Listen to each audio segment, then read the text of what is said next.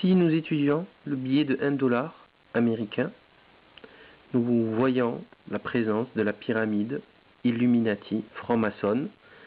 Et lorsque l'on connaît l'amour de la franc-maçonnerie pour le symbolisme de toutes sortes, on donne un peu plus d'importance à ces choses. Donc on remarque une pyramide avec sur la pierre fêtière l'œil d'Horus, le grand architecte de l'univers, l'œil de Satan qui voit tout, the all-seeing eye. Au-dessus, Anuit Coeptiste en 13 lettres. C'est l'annonce de l'arrivée de quelque chose. Et en dessous, ici, Novus Ordus Seclorum, le nouvel ordre des siècles, nouvel ordre mondial. Nous avons sur la pyramide 13 marches, 13 couches de pierre. 13 est le chiffre rebelle dans la gématrie biblique, le chiffre de la rébellion de Satan. Nous avons sur l'autre partie du billet un aigle, et lorsqu'on s'intéresse de plus près à tout ce qui s'y passe, on y retrouve 13 flèches, toujours le même chiffre, 13 feuilles sur l'olivier, 33 plumes qui représentent les 33 degrés de la franc-maçonnerie écossaise, 13 ici dans le petit drapeau, 13 lignes noires et blanches, 13 étoiles qui représentent le sceau de Salomon, etc., etc., etc. Donc, lorsque l'on observe de plus près ce billet, on remarque qu'il représente quasiment un talisman de cabale, voilà, qui n'a strictement rien à faire sur un billet de banque étatique.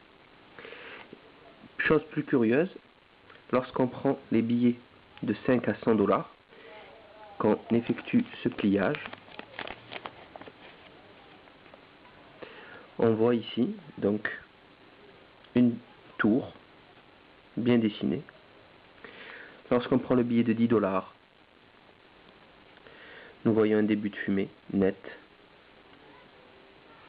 Si on augmente donc chronologiquement, plutôt quantitativement parlant, le 20 dollars,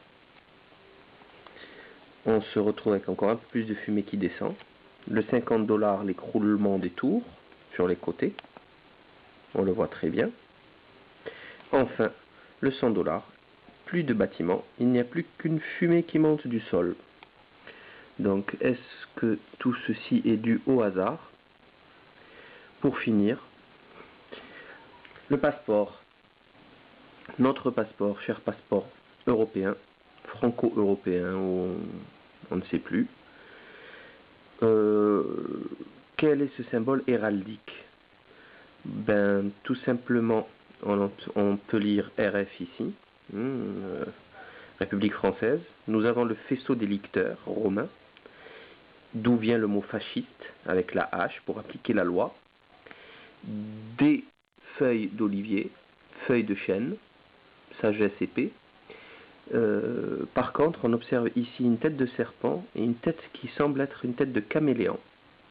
Donc j'aimerais comprendre qu'est-ce que fout ce symbole sur le passeport français qui ne représente absolument d'aucune manière la République française, qui ne peut être représentée que par le drapeau tricolore, RF ou Liberté, Égalité, Fraternité.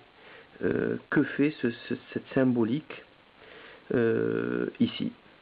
Voilà. Donc plusieurs questions à se poser.